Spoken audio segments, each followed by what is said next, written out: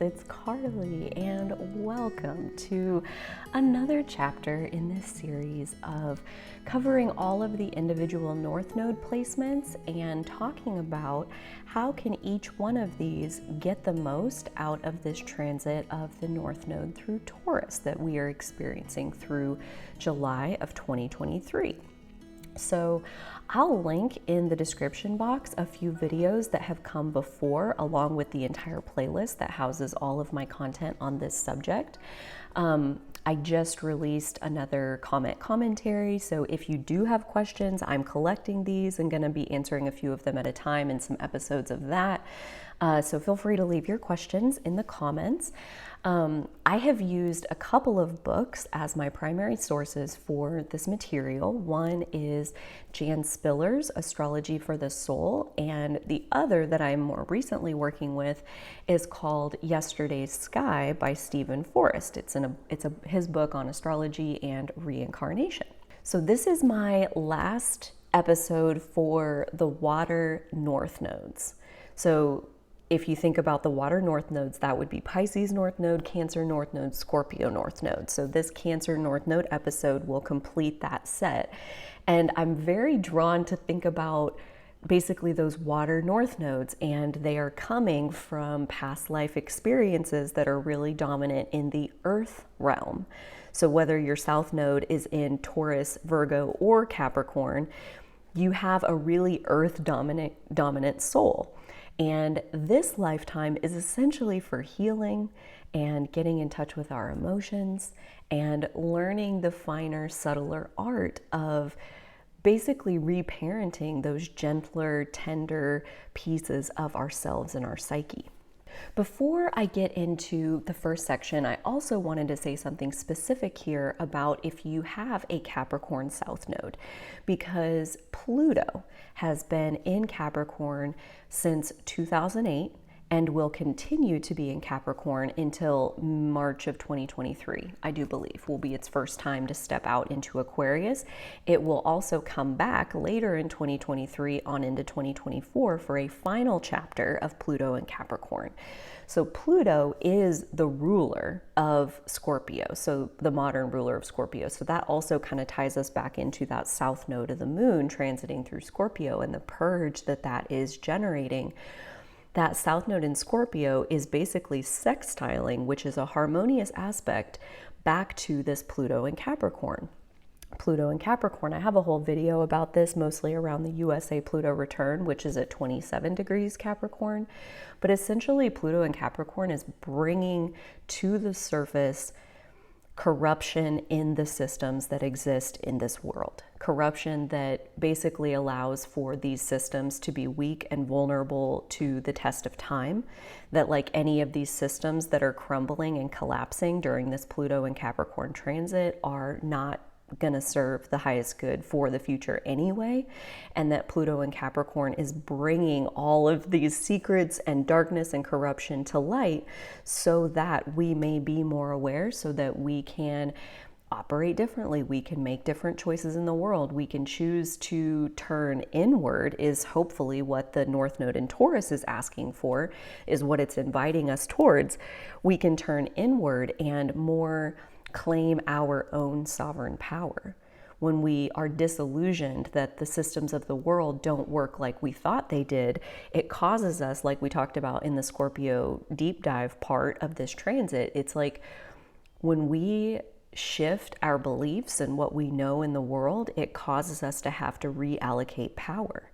And basically, like the way I see Capricorn and Scorpio sextiling, with Pluto transiting your guys' south node, if you do have the Capricorn south node, and then going back to the south node in Scorpio, where I do see both of these transits happening together, working very powerfully for you guys specifically to help you to really almost in an accelerated way to let go of some of these tendencies to leave behind that we're going to cover from the south node end of things, and to more intentionally move to towards the Cancer end of things. And not to sugarcoat anything, but basically because this is a harder transit for you guys since Pluto is in the sign with your South Node, that there's just basically a way deeper, more intense excavation going on for this configuration of energy as opposed to some of the other South Node placements that there are. So I'll start off with taking a look at the South Node in Capricorn / the South Node in the 10th house, and I'm going to do my best to kind of separate those and distinguish what's what there. They're not exactly the same thing, so I've tried though to kind of see where they do intersect, because while, a lot of times they're interpreted as being parallel or even the same, they're not, but that doesn't mean that they don't still intersect at a certain point. There's common ground associated with Capricorn in the 10th house, for example. So that's where I've tried to keep this analysis. The skills to be thankful for, so these South Node attributes that you have because of your past life experiences, the first one are massive survival skills. Like, your ability to survive outpaces most other humans on the planet. That Capricorn energy of being incredibly practical and resourceful to the point where you'll starve yourself for a long period of time if that is the alternative to running out of food. You'll endure long-term survival or long-term starvation, which allows you to survive, even though it is a deeply uncomfortable state of being. Capricorn South Node can endure deeply uncomfortable states of being. The example was like pioneers who traveled west way back when in the US in the wild west days, and you're traveling and the land is unforgiving. There's, you're trying to hunt and have enough food to survive, and people are dying and getting sick along the trail, and like there's no forgiveness in the land. Like, you are on your own. Like, that is very Capricorn South Node vibes. So behind those survival skills though, right? Like, we want to know this is the skill to be thankful for, and we can always pull that tool out of the toolbox at any time and use our strength to help us in a moment where that's what's required. But the shadow operating behind this skill, the shadow part, is what we're trying to recognize when we're in it so that we can try to lean more towards our North Node.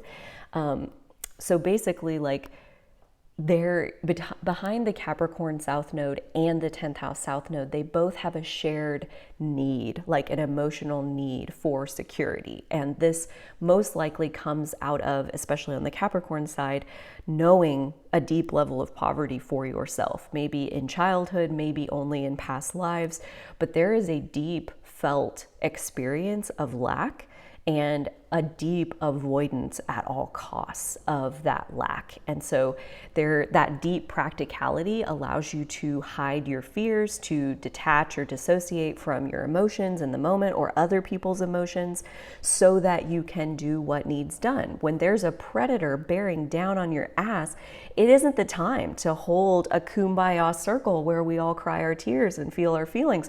It's time to run. It's time to protect ourselves. It's time to get to safety. And Capricorn South Node especially has lived a lot of lifetimes being chased by unsafe conditions where there really wasn't the luxury to ever slow down and allow yourself to feel what's going on inside. And there's really a realization that has to happen in terms of letting go of some of these South Node tendencies as far as realizing.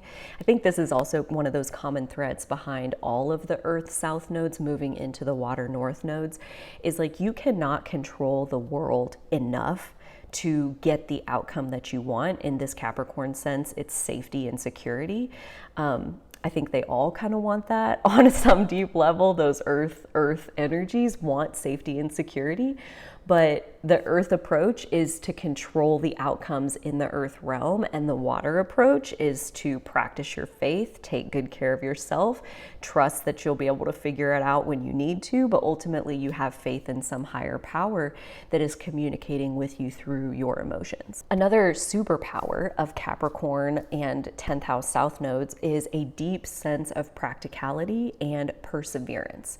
Persistence, the ability to make a mental decision to ignore your body and continue anyway, because that is what quote unquote needs to happen, this sense of practicality and creating that sense of security, even if you have to sacrifice yourself. And again, that can be helpful in a business sense or when you're meeting your goals and trying to push forward and get things done. But the shadow operating behind the scenes is that you're so focused on the goal that you're basically like sacrificing your own well-being in order to meet the goal. And this is where like you can get off into gray area where you're choosing to do what's necessary, quote unquote, instead of what's authentic to you. And so that's like one of the shadows of that Capricorn's 10th house South Node is inauthenticity, where authenticity really doesn't even freaking matter. Like emotional truth is so far outside the realm of what I have the capacity to care about in previous lives. And so in this lifetime, you're here to find true security, quote unquote, in that Cancer North Node end or 4th house North Node end, where true security, spoiler alert, is emotional, but we'll get there in a second. The last superpower is leadership abilities. And these come online because there's really a compulsion to take charge. These people tend to not be great at following other people's orders, especially if they don't get to be in on the plan, like the long-term vision of what we're doing here, what are we even aiming to accomplish. So most often they'll end up being the one in the leadership position, but again, that's coming out of like a deep need for physical control. And that's coming out of an over-exaggerated sense of responsibility for basically everything. So that over-exaggerated responsibility is driving what end up looking like really incredible leadership abilities, but it tends to put people, these South Nodes, in situations where, like this quote is from the 10th house chapter in Stephen Forrest's book. It says, "For this person, we must consider the damage done by constant role-playing, feigning affection for people whom he or she neither liked nor trusted, and constantly jockeying for position, aka paying too much for career and status." So that paying too much for your career and your status is a very real thing that kind of takes us into the realm of the work-life balance conversation. And if you have a Cancer North Node or a 4th house North Node, really there isn't meant to be a 50-50 work-life balance. Really, the imbalance should be towards the home side of things. Like, let's spend 80% of our time at home inside our safe space where our heart is able to come alive in its home setting, and 20% at work. We'll do what we have to do to keep the lights on and keep the whole thing afloat. But ultimately, like, the true building and the work that your soul came to do exists on a deep internal level with the most tender parts of your soul. And that brings us to our attributes to develop. So I've said before that it's not really a matter of leaving our South Node behind and only doing the behaviors associated with our North Node. One, I think it's not possible. That's my personal opinion.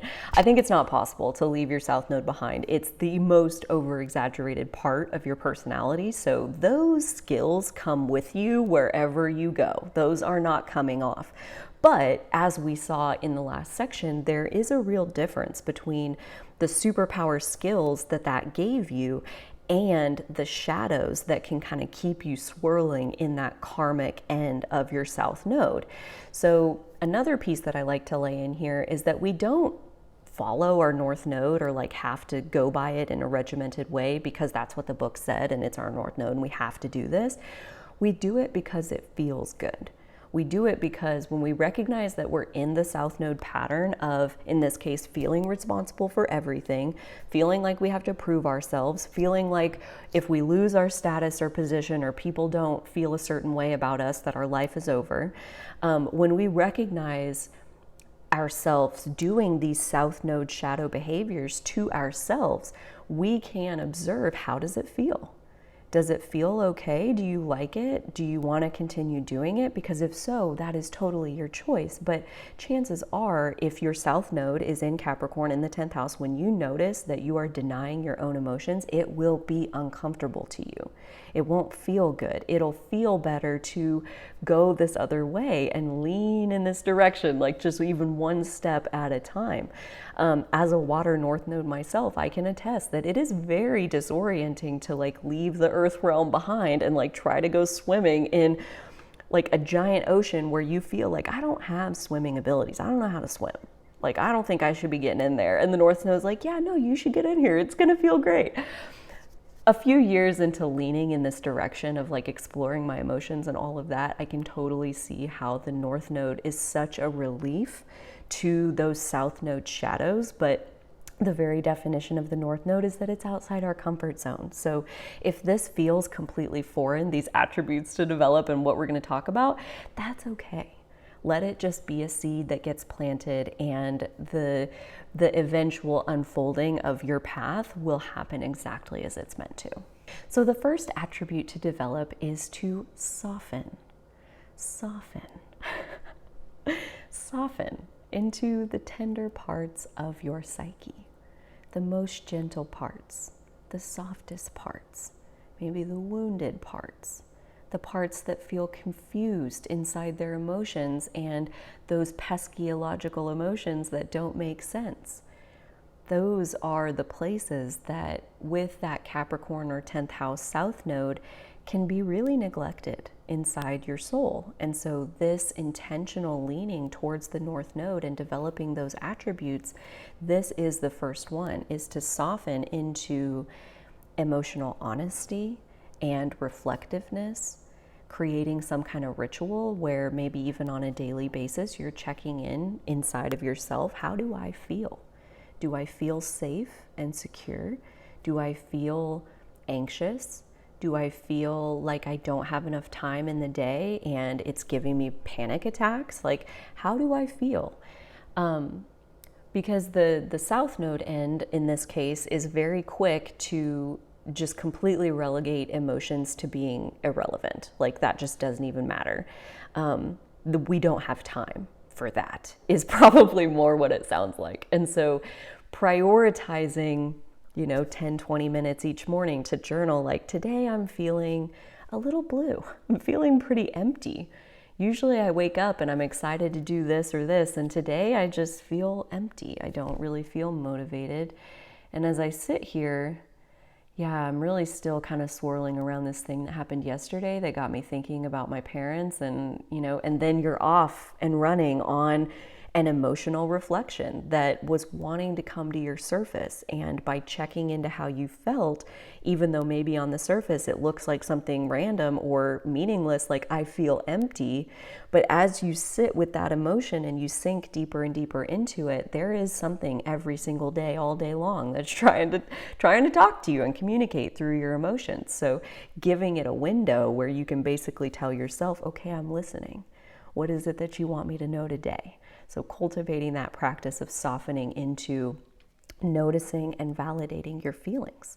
And validating your feelings sometimes means crying. Sometimes means letting those tears fall. And the more you're able to lean into your own emotions and validate your own emotions, the more empathy and compassion you'll have, not only for yourself, kindness for yourself, but also for every other person around you. Because here's the flat honest truth, is if you're denying your own emotions, you are also denying every single other person's that you ever come into contact with. So when we stifle our emotions, our aura is also stifling the emotions of every person we ever come into contact with. So the more we are allowing our own emotions to flow freely, the more we're granting other people permission to be validated in their own emotions. And basically all of this boils down into developing our skills for nurturing and supporting ourselves. Getting a little bit deeper into like the how, and this is definitely more the 4th house action side of the archetype, but essentially we want to create sacred, heart-safe space. Heart-safe space. where you no longer require inhibitions. You are 100% open and emotionally vulnerable because it's safe to be that way, and some people walk through this world, especially I would say a lot of them are the Capricorn and 10th house South nodes, where they don't have a home. Like maybe they have a house, but that's just a building with a number on it. That's not a home. Home is where we're loved and where we love in return. Home is where we are 100% safe to let down our guard and be ourselves.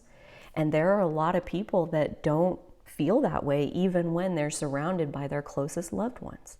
They still feel unsafe. So in this way, home and creating a home where you feel safe to be your real self, it is truly an internal process more than an external one. It comes from creating that safe space for yourself. And before we feel safe with others, we have to feel safe with ourselves. So when we honor and validate our emotions as they rise to the surface, that is us creating a safe space for ourselves. It's us being a safe receiver of the emotions that we're feeling.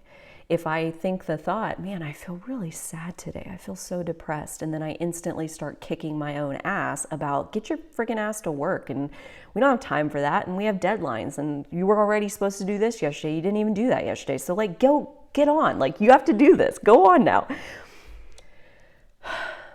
We're invalidating ourselves. We're being our own worst enemy in that situation. And the more we deny our own emotions and invalidate our own emotions, that is the energy that we are perpetuating into the world. So when we can be a safe place for ourselves, also what ends up happening is that you tend to be a safe space for others.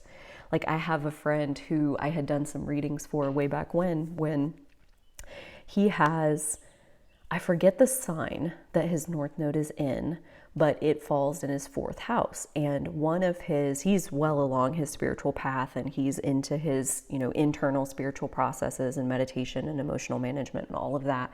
And his dream that he had been coming up with in the last few months before we started working together was to create this farm, this like home away from home, where it was basically a treatment center where he and his family would live and run this farm. It would have a big garden, and it would have animals, and there would be big kitchen space and quiet knitting corners and libraries full of books, and just a really quiet, loving retreat where people could come and spend time in this home setting.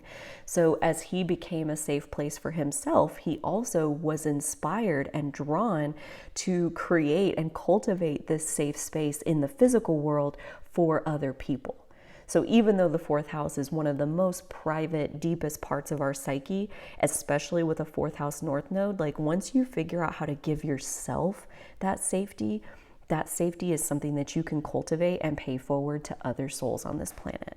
And that's really the heart of the matter as far as that shadow that we talked about around Capricorn and the 10th house South Node, that what they really want is this sense of security, that they deeply feel insecure in the physical world. And there's a sense of chasing that unconsciously to try to find security in the physical. And with a North Noded Cancer in the 4th house, there is actually a need to find an emotionally vulnerable state, and only in being comfortable with your emotions, aka being able to handle any negative emotions that might be inspired in your experience, developing your emotion management skills, that is the closest thing to security that exists in this world. It's I can be in the world and I'm okay. I have resiliency that we find through our emotion management skills, the ability to be with ourselves and to not quit ourselves, to not just immediately shame ourselves for even having emotions that we have to take the time to process. So the more we cultivate this heart-safe space for ourselves, the more our aura is also granting that same emotional security, that same permission slip to find emotional honesty and vulnerability. You grant that to every person you ever meet. A couple quotes from the North Node end of things. So this is from the Cancer chapter, obviously.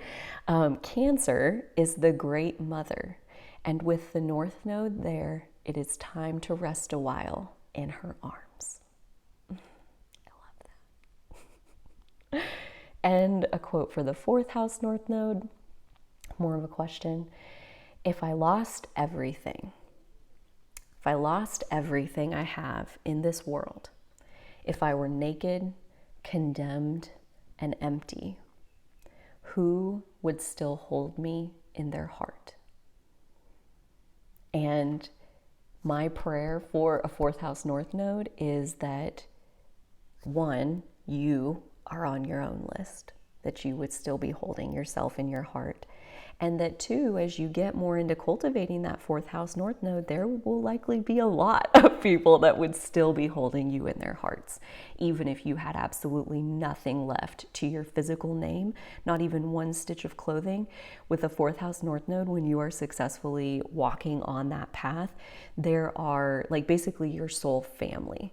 Like they may not be related to you by blood, but you will absolutely consider them family and they towards you as well. So last, I want to talk about some of my thoughts, and these are just my perspectives. I would love to hear your thoughts down below around how this transit of the North Node through Taurus and the South Node through Scorpio, how it is specifically helping you to evolve with your Cancer or 4th house North Node.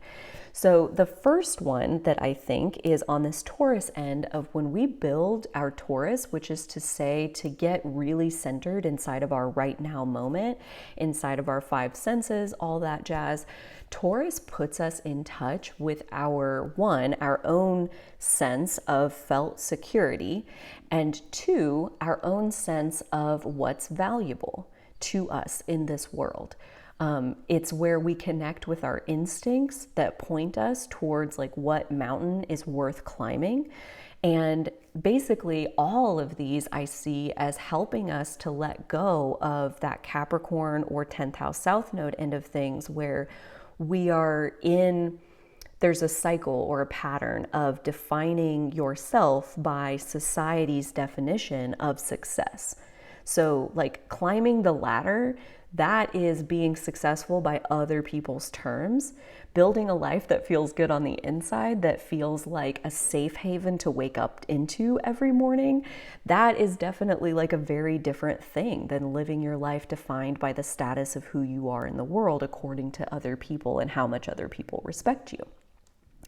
So letting go of society's definition of success can only help you to center back into like not what's going to make me successful according to society, but what is truly going to feel good to my soul. Taurus also helps us to, like I said, feel our own sense of security, which is also to say to feel our own sense of our own power.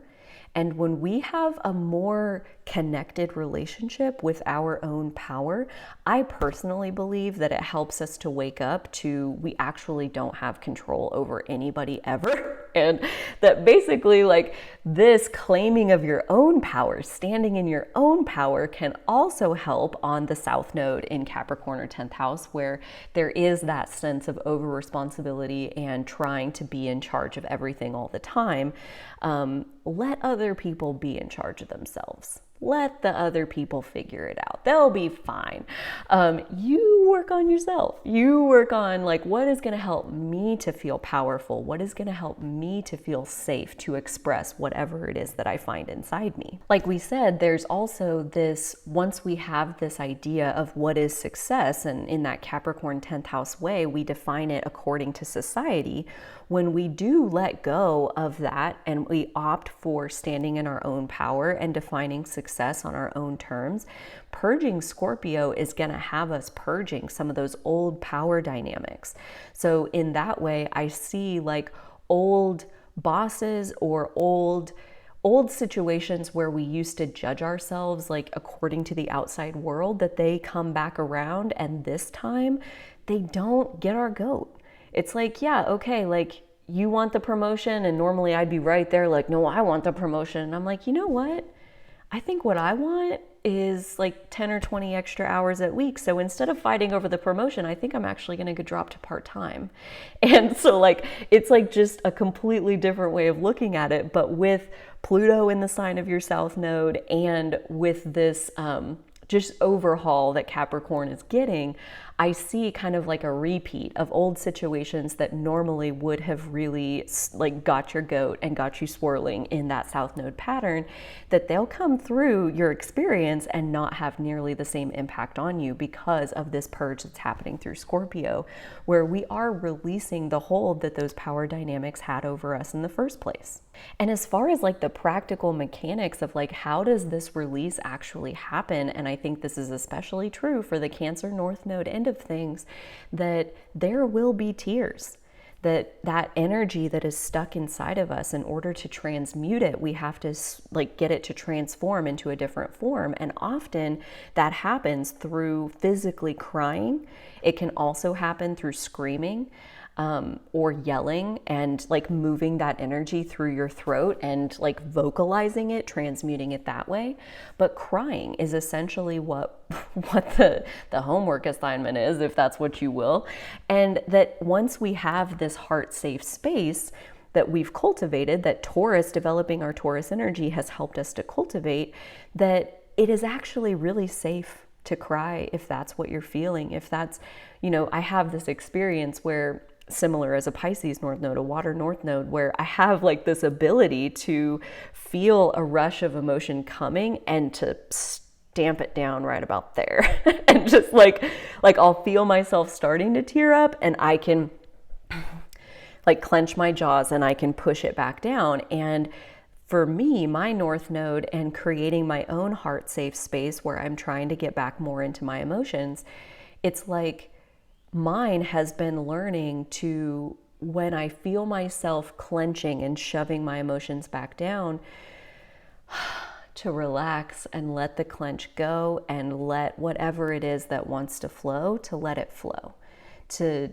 be a safe space for myself and be done denying myself of my own emotional experience. Granting that when I lean into my emotions, when I lean into my intuition, that life just gets more and more and more magical every day that I evolve in this direction. Thank you so much for joining me for another chapter in this series. Please let me know down below which one you are most looking forward to next. I think at this point I have 5 more to record. Be sure to watch the sign and the house videos for your North Node placement. So for example, if you have a Cancer North Node in the 8th house, be sure to watch the Scorpio video. I also wanted to just add that I personally have had a really awesome experience working with every single one of the chapters, and Jan Spiller even kind of alludes to this in her book, that, because we are all 12 of the zodiac archetypes, like we can all benefit from thinking about these shadows of the one and how to build up the other to balance the shadows of the South Node end. So really any of the videos that catch your attention in this series, any of the signs, like for example, I have my Saturn and my Uranus in Sagittarius, and that Sagittarius North Node chapter was so freaking helpful for me figuring out like how to do my Saturn well kind of thing. Same for the Gemini chapter and my Chiron. Like there's so much meat on the bone as far as this series is concerned. So I do hope you enjoy as many episodes as you feel called to take in. And until next time, dear friends, you take such good care of yourselves, and so will I.